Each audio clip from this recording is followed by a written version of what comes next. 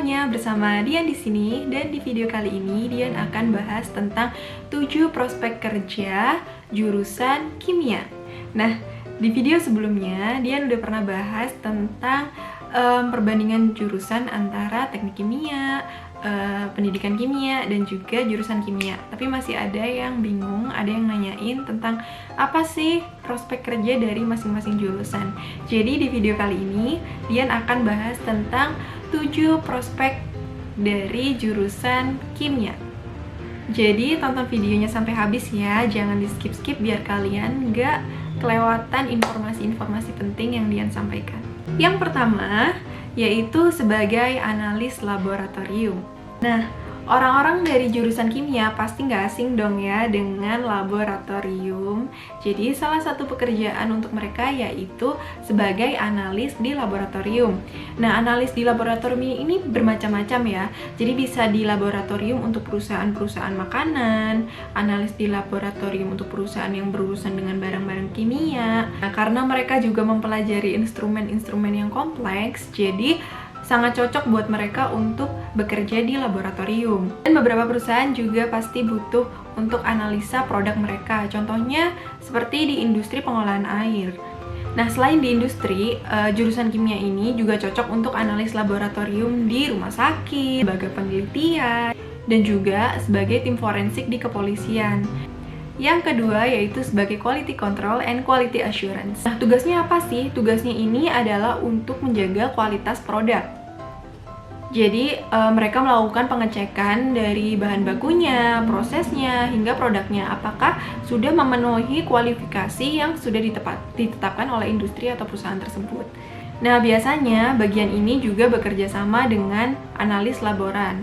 Jadi yang menguji itu dari laboratorium, dari analis laboratorium. Nah, kemudian dari quality controlnya mengontrol apakah produk yang dihasilkan atau bahan baku yang dibutuhkan apakah sudah sesuai dengan kualifikasi yang sudah ditentukan.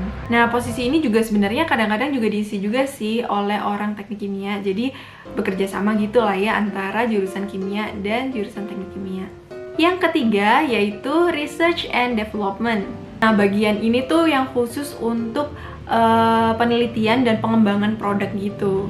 Sebenarnya divisi ini tuh kaitannya tuh erat banget ya sama analis laboratorium. Maksudnya kayak ya hampir mirip-mirip gitu loh, karena kerjanya tuh sama-sama di laboratorium. Cuman bedanya kalau analis laboratorium itu fokus kepada bahannya ini tuh komponennya apa aja, terus komposisinya itu berapa persen, dari ininya berapa persen, itu berapa persen, kayak gitu-gitulah ya.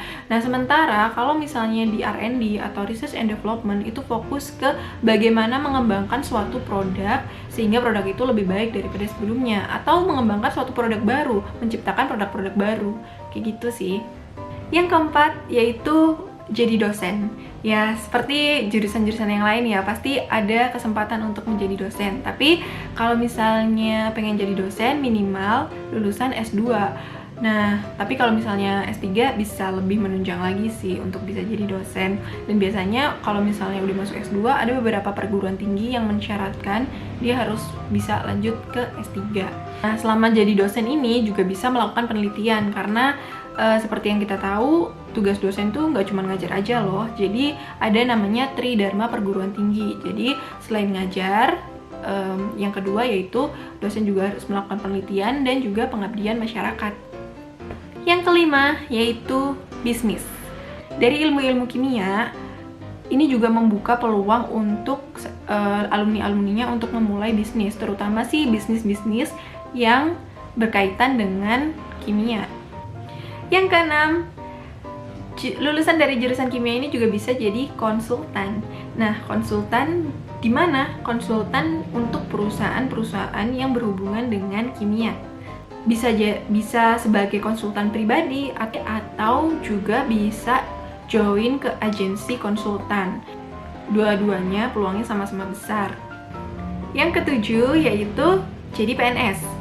Jadi hampir mirip dengan teknik kimia kemarin ya. Jadi dari lulusan jurusan kimia itu juga bisa jadi pegawai negeri sipil, di Kementerian ESDM, Dinas Kehutanan, juga Dinas Pertanian.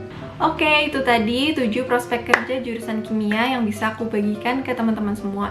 Semoga bisa bermanfaat buat kalian semua. Dan terima kasih udah nonton video ini sampai habis. Jangan lupa like, comment, dan subscribe. Juga jangan lupa share ke teman-teman kalian. Siapa tahu teman-teman kalian juga butuh informasi ini. Semoga sukses buat kalian. See you on the next video. Bye!